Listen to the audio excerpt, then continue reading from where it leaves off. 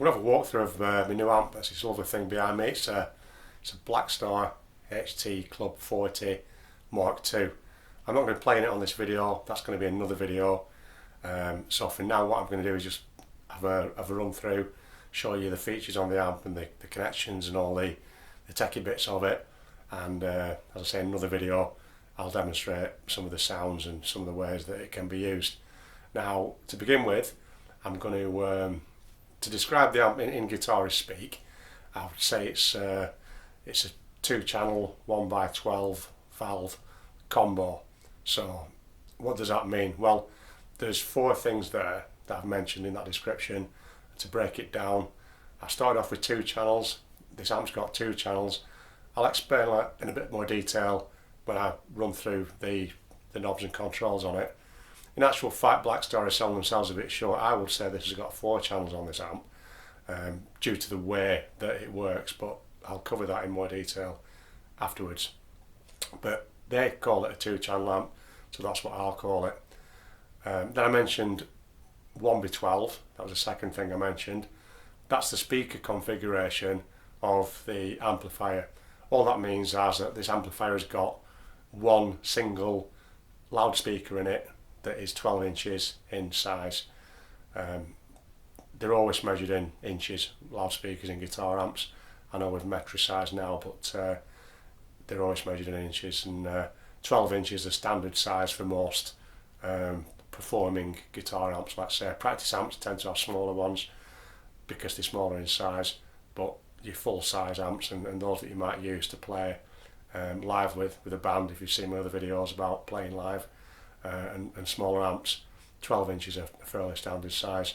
The third thing I mentioned, valves. That's about how the amplifier actually amplifies the sound. There's 2 main ways, classically speaking, that guitar amplifiers have achieved this. Valves are actually the old-fashioned way of doing it. Valves or vacuum tubes, as I think they call them in America. They're tubes, not valves. But either or, it's the same thing, and they make your signal louder. That's what they do. They have benefits and drawbacks, each different type. The other way is transistors, which is a more modern type. They're a lot cheaper, they weigh a lot less, amps with transistors in them normally, but there are benefits to valve amps that a lot of people think, and also in my opinion there's certain things that you can do with a valve amp that don't really tend to work out so well with a transistor amp.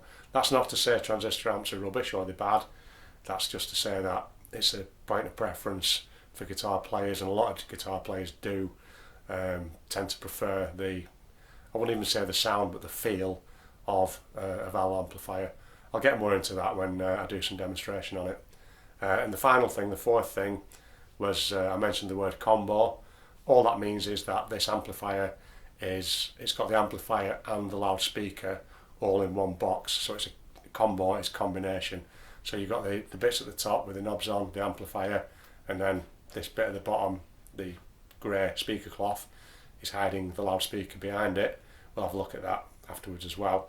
But that's one of the ways that you can put an amplifier into a box. The other way is to have the amplifier separate from the loudspeaker, in which case you'd normally describe it as an amplifier head or an amplifier top and a speaker cabinet, and you'd connect those together with an appropriate cable. Again, they've got their benefits and drawbacks. A combo, it's got it all in one box, so you just need to plug it into the power, plug your guitar in, and you're good to go. So it's a little bit simpler. But if you get into even bigger amps than this is only a 1-speaker amp. They get very heavy combos because it's all built into one box, so that it's sometimes more convenient to separate the amplifier from the loudspeaker cabinet, just from a practical point of view. And secondly, from a sound point of view, some players prefer the sound of certain amplifiers with different speakers than what I provided, so that gives you more flexibility. So that's the basic description of the amp. I'm going to get more close in and have a look at the features on this particular BLACKSTAR amp, and I will run through everything that's on the panels front and back, and hopefully explain them to you in a way that makes sense. So we'll start off by looking at the front panel on the amplifier. That's the most sensible place to start. I'm going to go from left to right. I can't get it all in on one shot at the moment, So I'll look at the sort of the first 2/3 of it, and then I'll get another angle and get the remaining features on it. So I'll just work across, as I say, from left to right. To begin with, we've got the input, fairly self-explanatory. That's where you plug your guitar into. Not much more to say about that really. Moving on from there, we've got a little section, if you can see the labels above the knobs, is the best way to approach it, that says clean. Now that's referring to one of the channels on the amps. I did mention BLACKSTAR describe it as having 2 channels. This is, if you will, channel 1, which is the clean channel. So you get your clean, almost like ranging from your, almost like an acoustic guitar type sound to clean sounds that don't have any distortion or overdrive effects on them. So not the heavier sounds, the cleaner sounds. That channel, you can see it's got 3 knobs associated with it, 3 dials. The first one is volume, so obviously that's how loud the channel is going to be. The little switch in between, I'll leave that till the end. And then going across the knobs, we've got a bass and a treble knob, and those things just adjust the tone controls for that clean channel. So whenever we're working with a clean channel, we can adjust our volume, how much bass or how much low end sound we've got, and how much treble or high end sound we've got. Now the little switch that you'll see, it's got a little green LED above it that's called voice. Now that switch allows me to have 2 different sounds effectively for that clean channel. So when in normal mode, that voice switch is not selected, so that gives me a very, very clean sound, loads of headroom. I can strum away on chords and play really clean, crystal clear sounds at whatever volume I want without it breaking up or sounding like it's distorting. The voicing switch, if I was to engage that, and you'll see this when I do a demo on the amp, it gives you a little bit more gain on the channel, which means that the channel controls work the same, but it starts to break up a little earlier, starts to distort a little earlier, and gives you a different type of sound and feel to the channel. If you're completely new to amplifiers and setting them up and getting sounds out of them, you might be thinking, why do I want it to distort on a clean channel? But there's reasons for that, and I'll go through that when I do a playthrough. So that's pretty much the clean channel covered. Carrying on along the top panel, the next thing we come across is a OD select button, it's labelled as. That's actually your channel select button between your clean channel and your overdrive channel. So if that button's not pushed in, everything you're going to hear is coming through your clean channel. If I press that button in, the little yellow LED comes on and it switches to the other channel of the amp, which is the overdrive channel, and the next 6 knobs on the amp are related to that overdrive channel. Completely different channels, so whatever settings I've got on my clean channel is totally independent of the settings that I've got on my overdrive channel. So I can switch between those, and the sound that I've saved or the sound that I've dialed in with the knobs on the clean channel will remain, and the sound that I've done the same with on the overdrive channel will remain. That's why they describe it as a 2-channel amp. So again, on the overdrive channel, instead of just a volume, I've got a gain and a volume on this channel.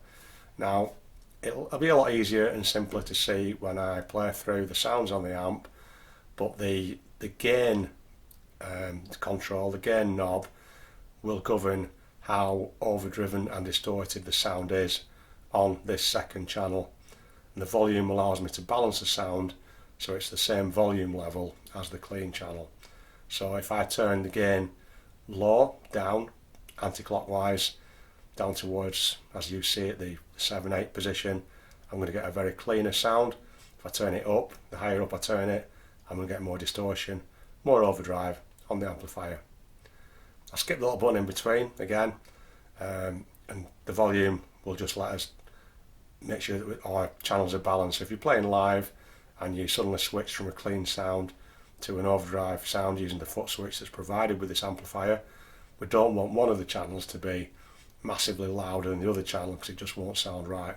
So that lets us get our balance in with our volume regardless of how much gain we're using. The little button in the middle, It works exactly the same as it did on the clean channel. In this instance, it's got a little red LED. If I was to leave that button unpressed, it will give me a fairly decent amount of gain and distortion using that gain control. But the amp still has more in the bag. If I press that button in and the red LED comes on, you really get an awful lot of gain on this particular amp anyway, as much as what I think anyone would need.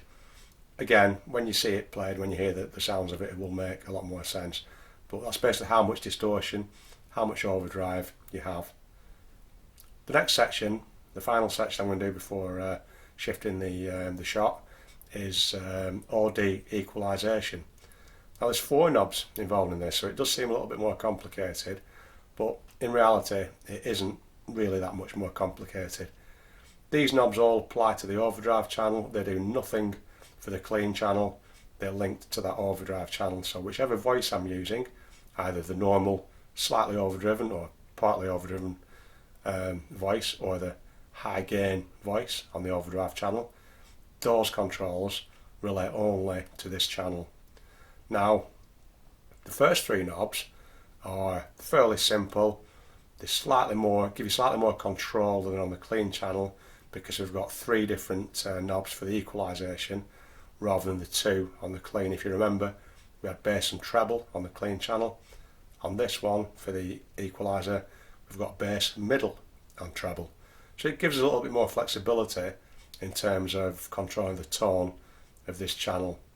One of the things that you may often find some players do when playing on a high gain channel is to be able to adjust those 3 things independently.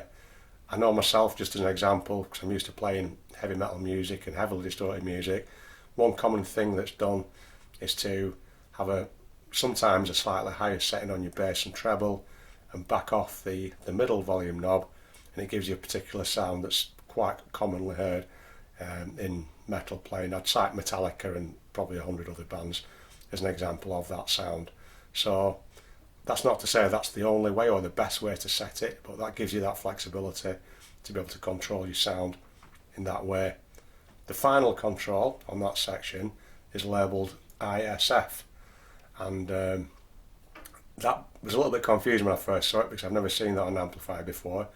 But it stands for infinite shape feature, or infinite shape function.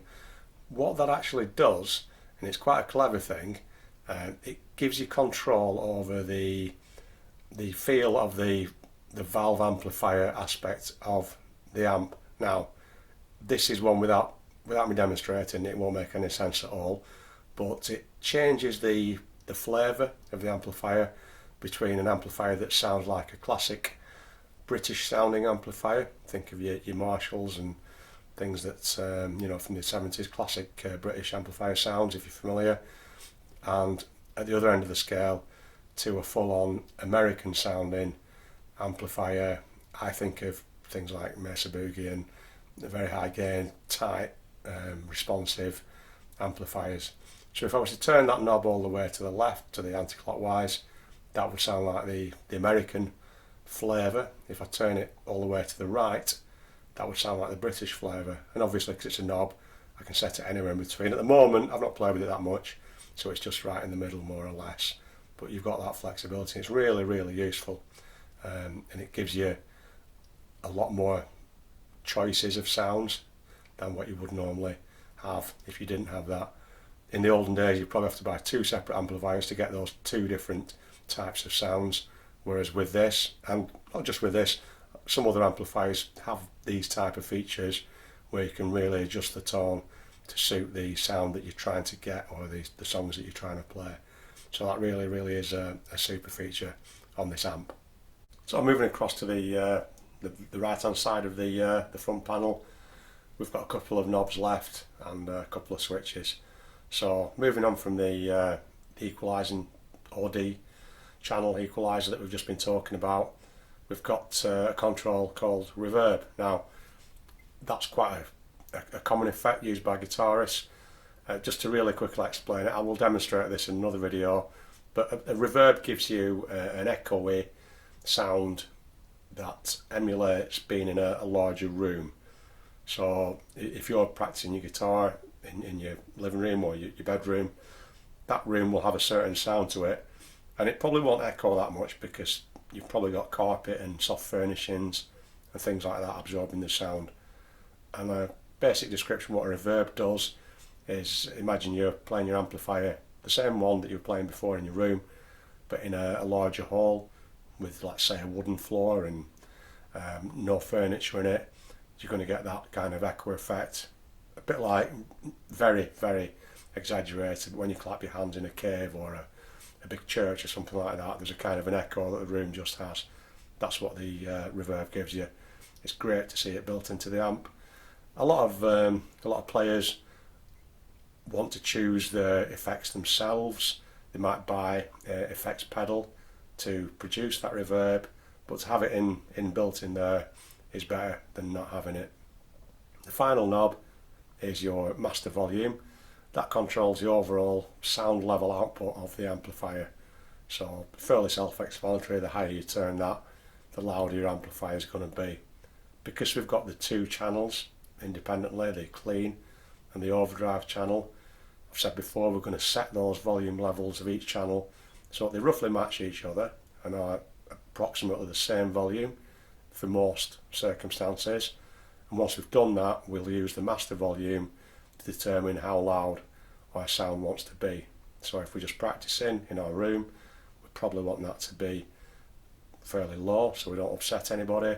If we're rehearsing with a band or performing a concert, we might need to turn that up so that we're heard above the other instruments, the drum kit, the singers, whatever else is taking place. So that gives us overall control of the volume level. Next to that, we've got a really super useful feature which is becoming more common, thankfully, on valve amps these days. It's a power reduction switch. So I did mention this is a 40 watt amplifier. So the 40 watts describes the maximum power output of the amplifier, and this little switch enables us to switch the maximum down to 4 watts.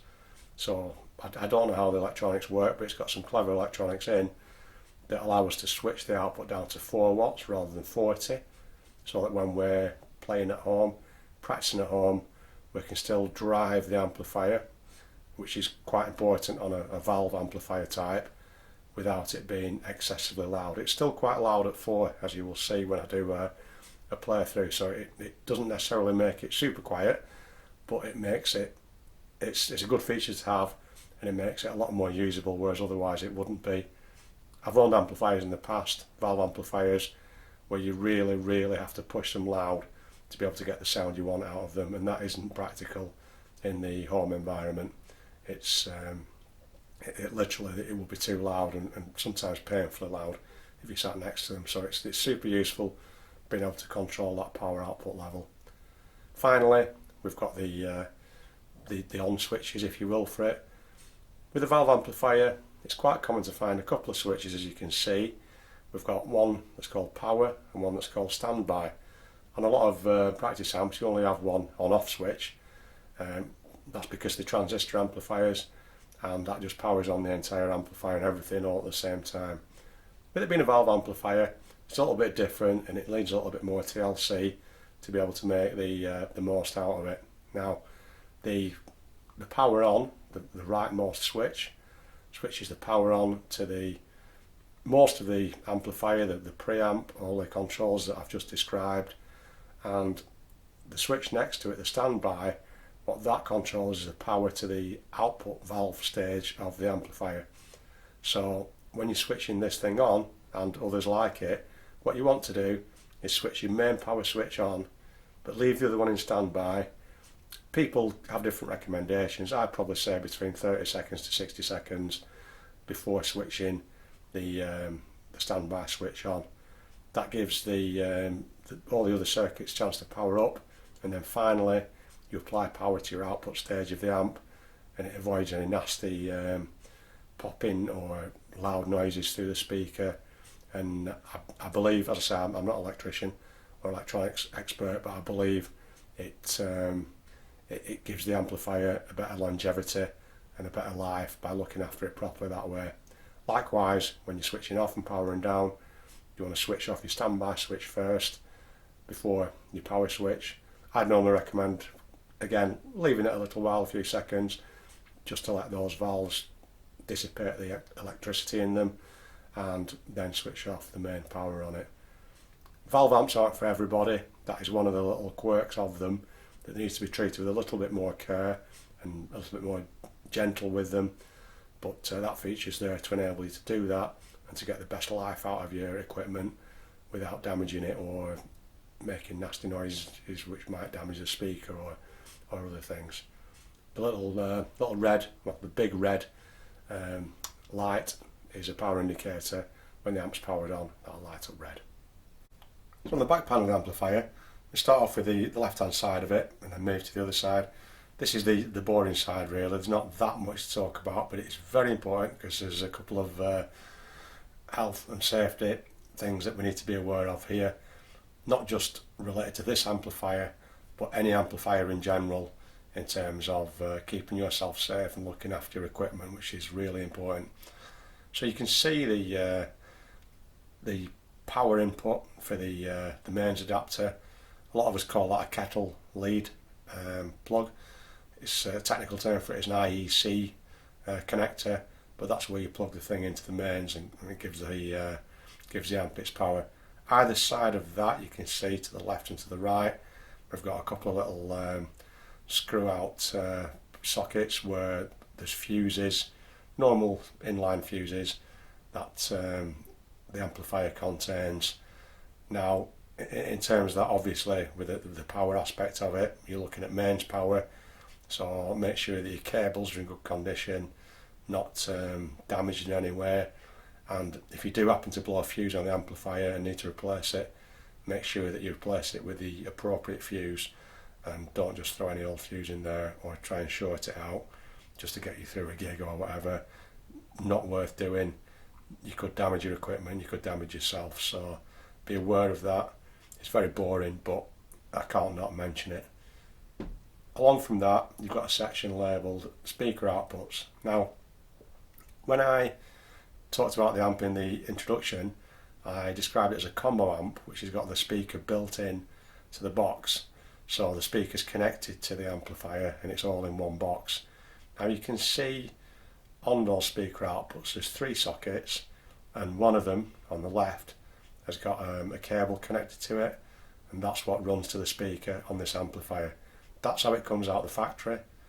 That's how it's normally used, but there's also 2 other outputs as well. Now the reason for that, there's a few reasons for that. There's a couple of important ones that I can think of to mention now. Is first of all, I also mentioned the other type of amp that wasn't a combo was a head and speaker cabinet. Separately, you can connect a different speaker cabinet to this amplifier and play that way. If you have a different speaker that sounds differently and you wish to use it for a different sound, you can do that.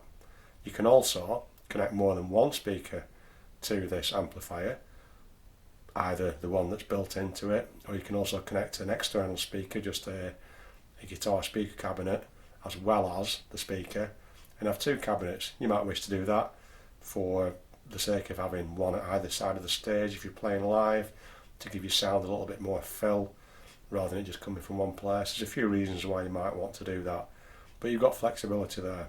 But the same as with the mains connections, I would urge caution on the speaker outputs as well, in terms of not so much the health and safety, but preserving the life of the amplifier.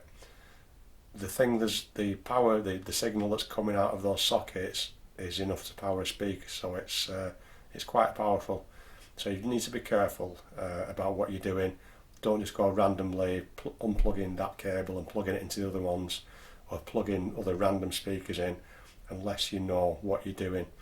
Not just for this BLACKSTAR amplifier, but for any other amplifier that's got this feature. The first rule is don't ever plug or unplug these things in with the amplifier turned on. Always make sure it's fully switched off, the on-off switch and the standby, everything off, before you mess about with these things. And secondly, you need to have a bit of an understanding about speakers in terms of impedance. If you look below the sockets, they're labelled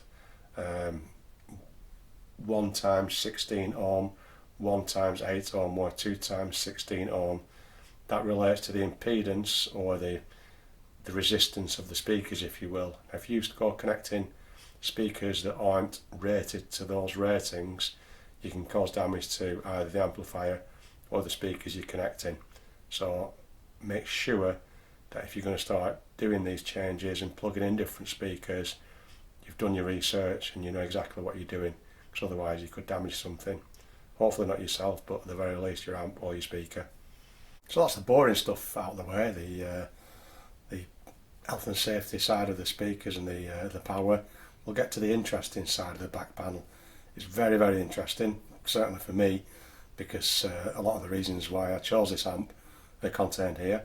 So we'll run through those. I'm probably going to have to make separate videos for quite a few of these features, because there's no way I can explain it all in this one without it being too long, which it probably already is. So the emulated output, what does that mean? Well, when you're just playing the amp with your guitar,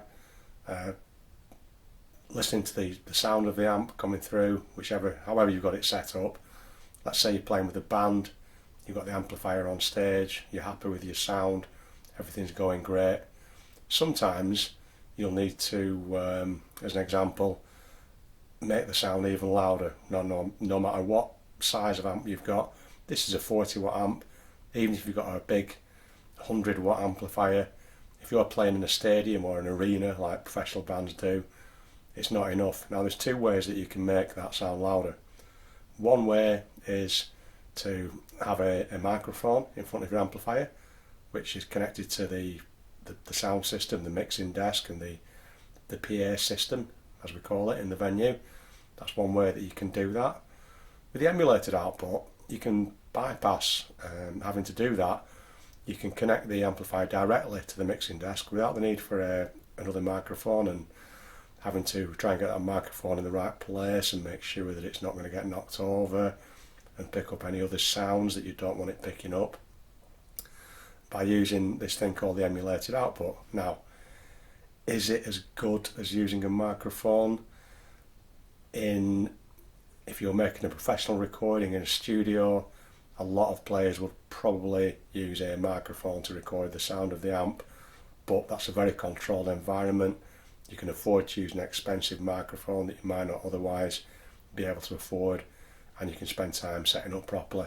If you're just turning up for a gig, particularly if there's other bands on, you just need to put your amp on stage and get going as quick as you can, the simplest way is to connect your amp via this emulated output direct to the sound system, so that whoever's doing the sound engineering, the mixing desk guy, can just control the level of your sound very easily without loads of messing about. Now you can see there's a few different options under this emulated out. The DI out, that's on the main one on the left, is on what we call an XLR connector, what microphones normally use, and that'll plug straight into the mixing desk, no problem. The reason why it's on that type of connector is because it gives you a better sound quality than the normal, what we call a jack plug connector, which are the normal ways that we connect our guitars to our amps. It's a balanced output, which means that you're less likely to get noise and interference, and it's a better signal quality. Next to that, you've got the same output that you can use on a jack connector, a normal, like a guitar lead, but slightly different. So if you don't have the ability to use the XLR connector, you've got the same thing on the line out. That can be useful sometimes if you're recording your amp and you've got a sound card or something that's got a jack connector but not an XLR. That's useful for that. Finally, you've got a little switch on the emulated output section that you can see is labelled 4 times 12 and underneath 1 times 12. Now, I mentioned earlier, this amplifier, this combo amplifier, has a 1 12-inch speaker inside of it. This emulated output has this feature of allowing it to sound like you've got a big cabinet with 4 12-inch speakers, or just the 1 12-inch speaker that's included within. So you've got extra flexibility there. Again, if you're a professional sound engineer, professional musician in a top quality studio, it's not going to be the same as using the actual equipment itself. But if you don't have that equipment, if you can't afford all of that, then it gives you the option to emulate that as much as you can, and still get a decent quality sound. So that's the emulated output section. Next from that, we've got a little switch for reverb. I mentioned the reverb on the front panel. I said it was like playing in a larger room. That little bit of echo you get in a larger room where you speak or clap your hands. There's two different settings on the back for the reverb, a dark and a light setting, which will change the sound of it, the flavour of it. I'll have to show you that on a recording. It's hard to explain, but again, it's more flexibility. Following on, we've got the effects loop.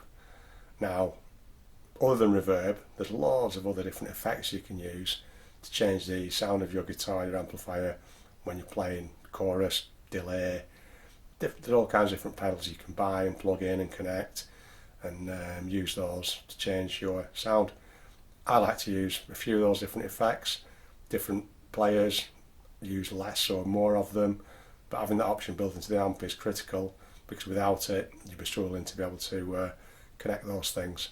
So you can see you've got a return and a send. So the send obviously comes out of the amp, goes into your effects, and then your effects, whatever you choose to connect out of those chorus, delay, pedals, whichever you want to use, you plug that back into the return, and that's then routed into your amplifier, and you've got all that covered.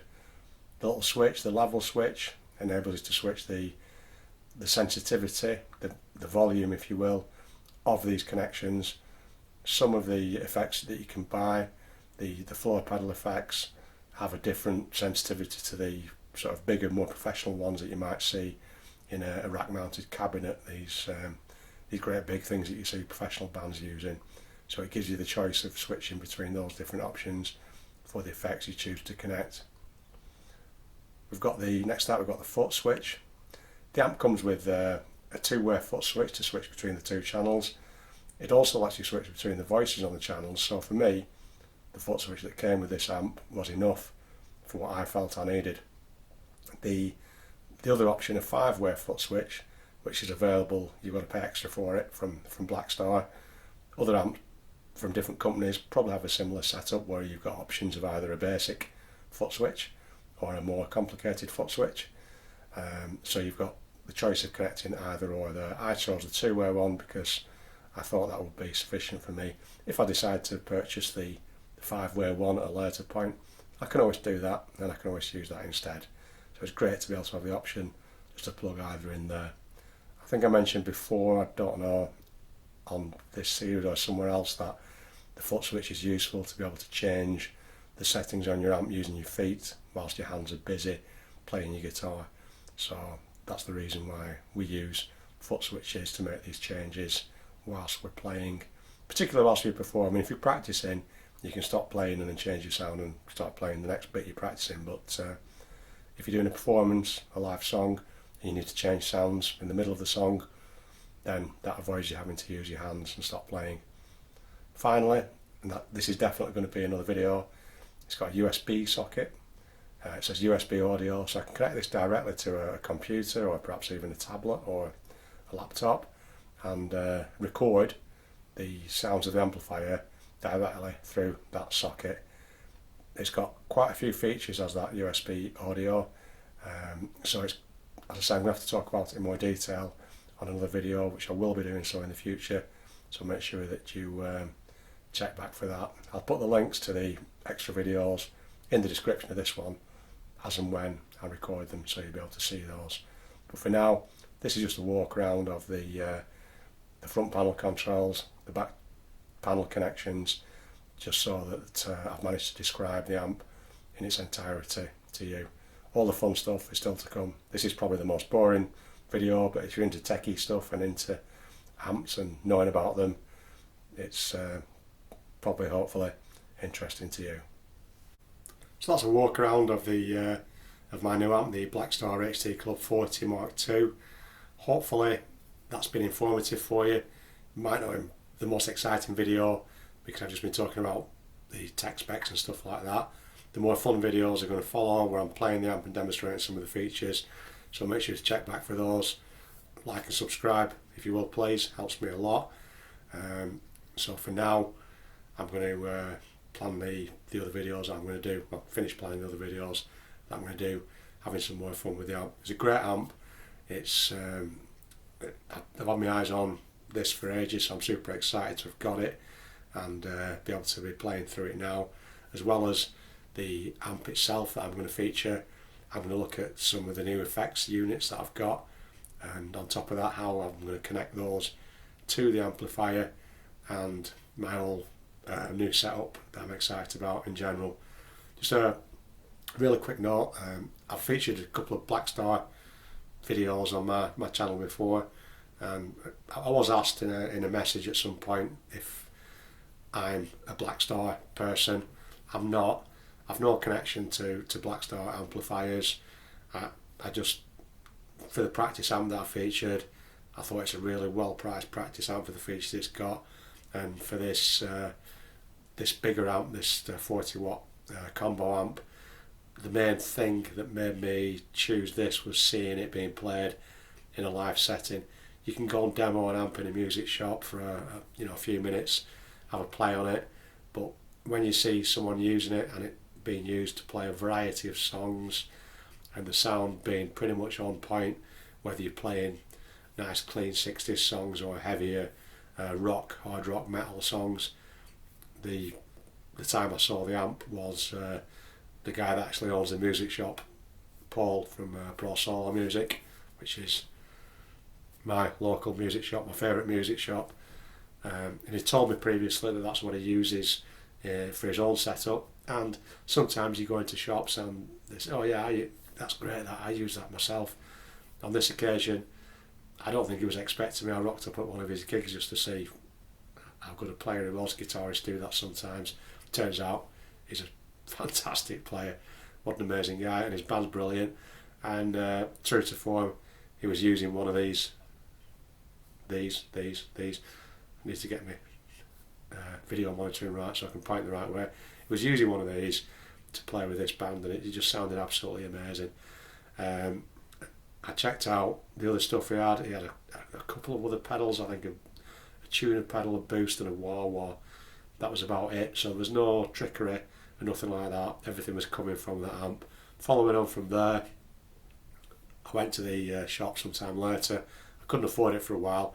I had to sort of get the money together. As I say, I'm not sponsored by BLACKSTAR. They're not giving me this stuff. They're not telling me to make these videos and talk about them. I chose this.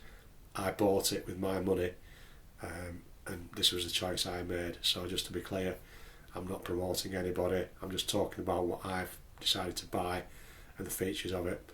Am I saying it's the best amp in the world? No. Am I saying it's the best amp for you? No. I'm just saying that this is what I chose, and I'm just running through the features, and hopefully you can learn not just about this BLACKSTAR amp, but about amps in general. That's me. That's a mission on the channel, to be as informative as possible and give you as much heads up and info that'll help you, whether you're going out buying a BLACKSTAR or a Marshall or a Mesa Boogie or a Laney or a Peavey, or there's a million different amp brands out there. Make sure that you have a good listen to it and try it out, and make sure you get something that suits you, because I'm just experiencing my journey with my gear that I've got. Somebody else might send me a message saying, oh, those amps are rubbish, don't know why you bought it, should have bought this. Somebody might send me a message saying, oh yeah, I've got one, they're great, good choice. It's very personal with amps, just the same as it is with the guitars. So just to be clear, I'm not promoting the BLACKSTAR brand. I'm just talking about something that I've purchased, and I've enjoyed playing it already a little bit, not as much as I would hope because I've been super busy, but in the coming videos and the coming weeks when I produce those, I'll be enjoying it more and more and more, because I can see how much it's suited to what I wanted from an amp. Super happy with it. I'm going to enjoy it, hopefully. Whatever amp you go for or choose, or whatever you're using now, even if you're not getting a new amp, make sure that you enjoy.